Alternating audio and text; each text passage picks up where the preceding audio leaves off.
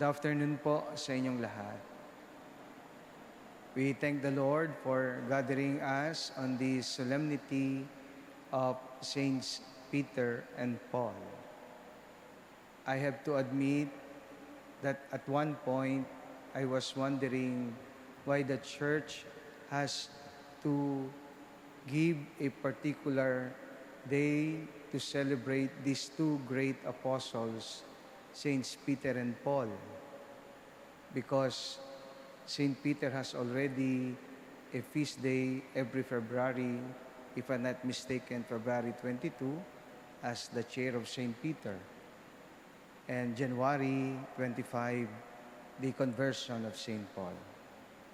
But I do believe the church has a good intention of putting together these two great apostles in one day celebration, and perhaps to highlight one important thing, and that is the grace from God that these two apostles received, and eventually the church and the generation after to the next generation. That's why I was also reflecting the very word rock that mentioned in our gospel for today.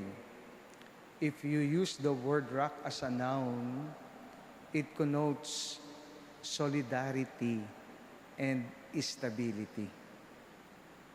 But if you use the word rock in a verb form, it denotes actually movement, a back and forward movement. That's why by renaming Simon as rock, Jesus was lovingly teasing his friend and disciple about a split in his character. With solid resolve, Peter left cozy home and stable work to follow Jesus. Serve as the disciples' main man or spokesperson, was the first to recognize Jesus, the long-awaited Messiah and Son of God.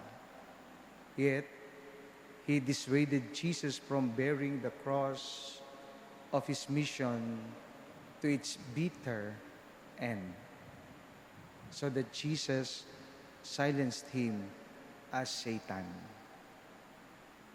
He swore during the Last Supper to die defending him, but thrice he denied being his follower during the Passion. On the other hand, Saint Paul, in his turn, would later humbly confess that he was not any better than Peter. In his letter to the Romans, he mentioned, and I quote, "For I do not do the good I want to do, but the evil I do not want to do, this I keep on doing. I delight in God's law, but I see another law at work in me, making me a prisoner of sin. What a wretched man I am." So, my dear brothers and sisters, from this description of these two greatest apostles, surprisingly, the Lord did not consider Peter and Paul as unworthy followers, but even trustingly founded His church on them. Gratefully, both strove to bring forth their best version of themselves. The Lord walked beside them during their strong times and guided them during their weak times. Through the centuries, the church has been sailing in the worst and best of captains, yet remain advancing ahead because of grace, because of divine grace.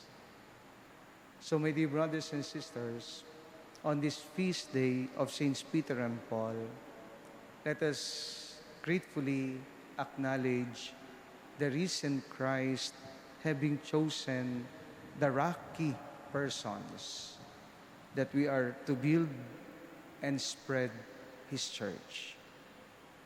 We are capable of courage at one moment and cowardice at another, letting sin bog us down, and even after letting grace rise us up, constant fidelity to Him and loving solidarity with one another are key to our striving to live by the gospel.